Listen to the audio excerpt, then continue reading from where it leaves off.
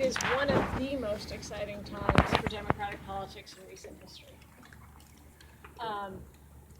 Hillary Clinton is going to be the next president of the United States. I mean, look, I was a Jerry Ferraro teenager, and I am so excited that we're going to have the first woman president of the United States. But that doesn't mean that we don't have real problems to face in our politics and in representative politics and in people actually having a voice.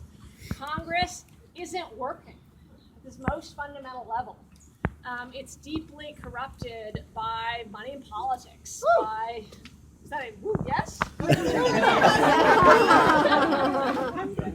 Glad you're addressing it. And we have an opportunity. You know, when this is an earthquake year. I don't know anybody who predicted where we'd be where we are right now a year ago. But when the ground opens up, it's time for us to all come together and rebuild a different vision of the kind of politics we want. People are really grasping around for an understanding of what we can have. And the truth is, we can have so much. We can bring jobs home to America. So not only stop the Trans-Pacific Partnership, but renegotiate NAFTA and have local manufacturing made in America right here. Yes. And I want to go even more local than that.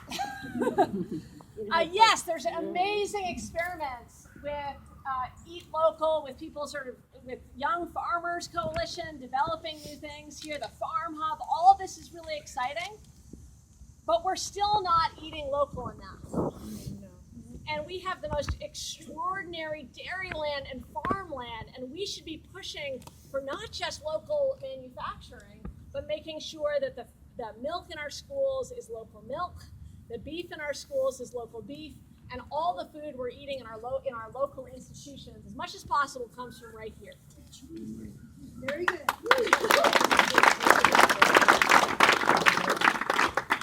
And the key part of this is that we need to fundamentally change Congress and make it work for people again instead of big donors. There's infinite wisdom and brilliance right here, and infinite wisdom and brilliance in Dutchess, and infinite wisdom and brilliance in the 19th district. And my job is to raise up your voices and open the doors in Washington and bring all of you along with me. Are you ready? Yes. Are you ready? Yes. Are you really ready? Yes. Okay, good. So I'm going to win this race. I'm going to be your next Congresswoman.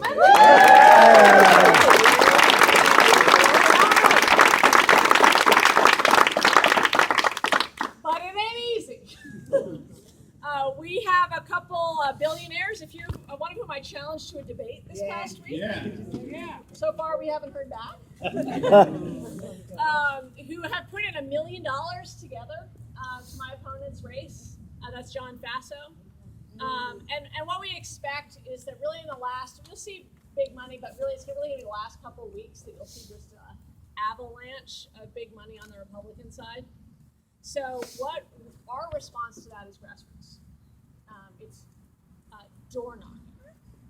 It is phone calling. It is a lot of door knocking. Is there any press here? I'm going to tell you a secret. Well, if you weren't here, I would tell everybody else a secret. We have to knock on 70,000 doors. Lisa! Now by yourself. And to knock on 70,000 doors, we already are starting, but we have to be starting now every weekend, because the way to respond to big money is by you going out and talking to maybe somebody you know, maybe somebody you've never met, and saying, whether it's energy policy or local jobs or education or corruption, whatever moves you, and that person-to-person connection is why we are going to win this race. But what is so exciting to me is that isn't just about winning this race. That's about building our party and building the grassroots connections right here, not just for this race, but for the future of the region largely.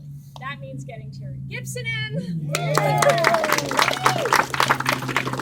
And you know that, like, right here, right now, you have the opportunity to flip the state Senate and have a Democratic Congresswoman in the 19th. So you got double that.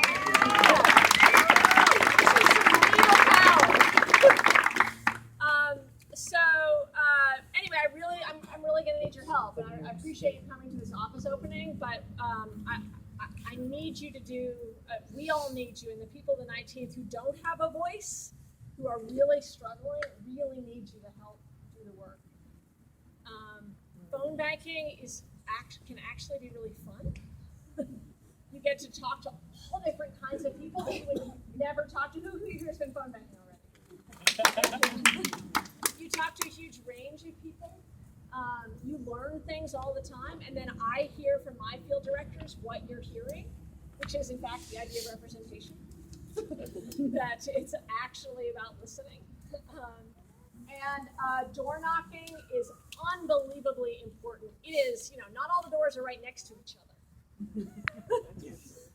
But that makes it all the more exciting when you're sitting at home feeling shut out of politics like so many people do.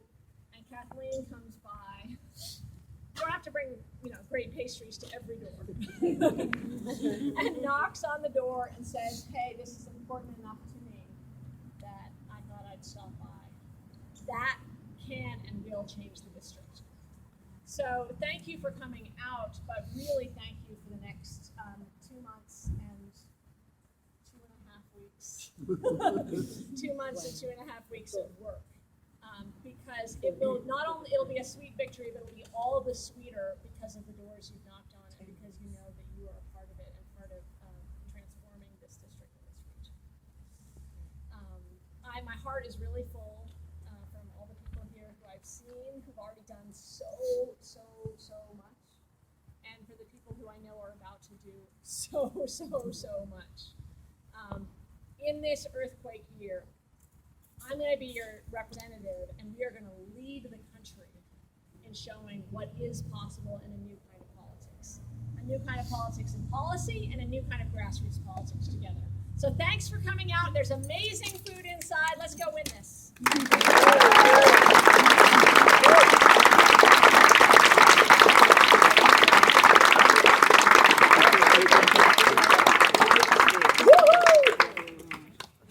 Shall we cut the ribbon?